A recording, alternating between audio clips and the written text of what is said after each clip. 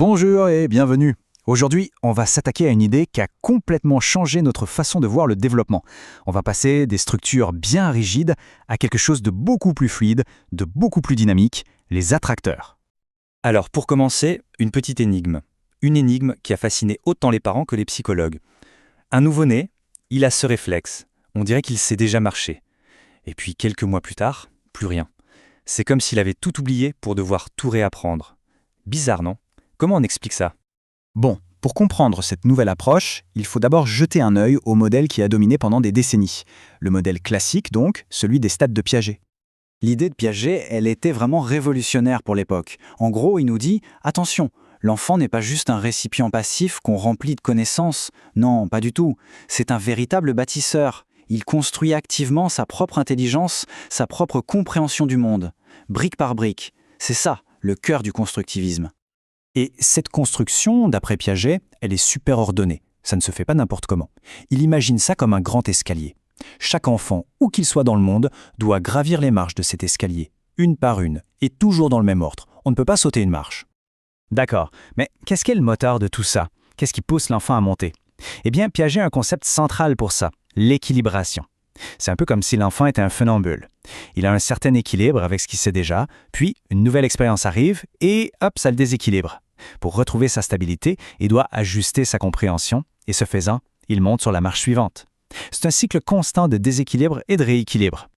Seulement voilà, à partir des années 70, ce bel édifice, bien propre, cet escalier parfait, il a commencé à se fissurer.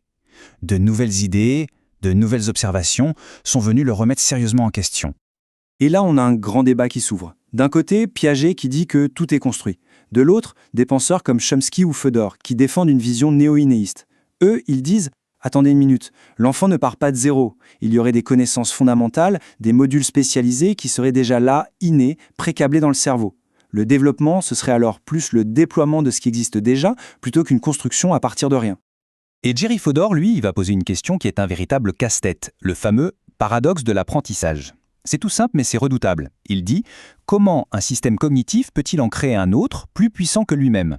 Pour construire une maison, il faut déjà des outils. Comment peut-on construire les outils de la pensée si on ne les a pas encore ? C'est un peu le serpent qui se mord la queue. » Les réponses à ce paradoxe, elle ne va pas venir de la psychologie, mais d'un domaine complètement différent. Il a fallu regarder du côté des mathématiques, de la physique et de ce qu'on appelle les systèmes dynamiques. Alors avec cette nouvelle approche, on change complètement de lunettes. On ne voit plus l'enfant comme un architecte qui suit un plan bien précis. On le voit plutôt comme un système complexe qui s'organise de lui-même. C'est un peu comme une volée des tourneaux, ces nuages d'oiseaux qui dansent dans le ciel. Il n'y a pas de chef d'orchestre, pas de plan, chaque oiseau suit des règles très simples et de ces interactions locales émerge un comportement global incroyablement complexe et beau. Le mot magique ici, c'est auto-organisation. Ça veut dire que l'ordre, la structure, la complexité, tout ça peut émerger spontanément. Ça vient des interactions entre les différents éléments du système, sans qu'il y ait besoin d'un chef, d'un programme central ou d'une instruction venue de l'extérieur. Et c'est là qu'on arrive au cœur du changement. Cette vision dynamique fait exploser l'idée de structure rigide de Piaget. On la remplace par une notion beaucoup plus flexible, beaucoup plus vivante, l'attracteur. Parfait. Maintenant qu'on a ce nouvel outil conceptuel, l'attracteur, revenons à notre petite énigme du début. Le bébé qui marche, puis qui ne marche plus, puis qui remarche. Alors, que se passe-t-il vraiment ?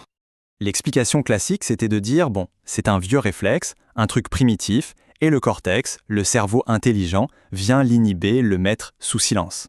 Mais une chercheuse, Esther Telen, a regardé ça de plus près et a proposé une toute autre histoire. Et ce que Esther Telen a montré, c'est juste génial. Elle a compris que la marche n'est pas un programme. C'est le résultat d'une multitude de facteurs qui jouent ensemble. La force des muscles, bien sûr, mais aussi le poids des jambes, le ratio entre la graisse et le muscle, la gravité, la posture. Et elle a fait une expérience toute simple. Entre 2 et 6 mois, les bébés prennent beaucoup de gras aux jambes. Elles deviennent lourdes et les muscles ne sont plus assez forts pour les soulever. Le réflexe disparaît.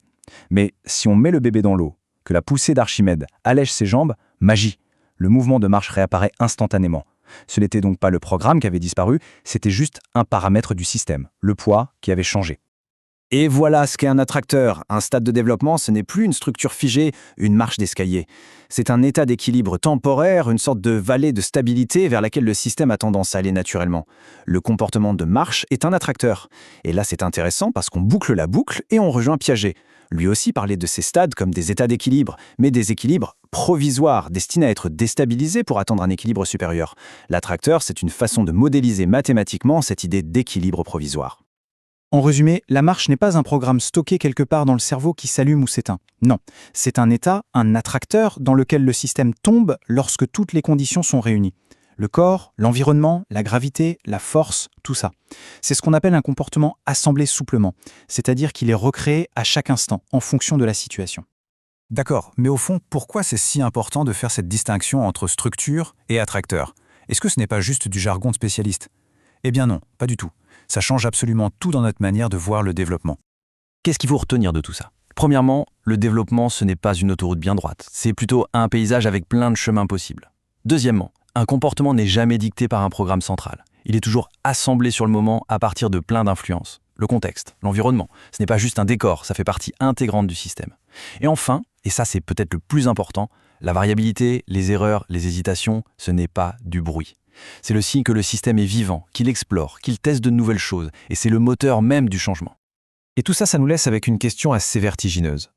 Si le développement n'est pas une voie unique, un chemin rigide gravé dans le marbre, mais plutôt un vaste paysage de possibilités, avec une infinité de chemins à explorer, alors, qu'est-ce que ça nous dit vraiment sur la nature du potentiel humain, sur l'apprentissage et sur l'éducation?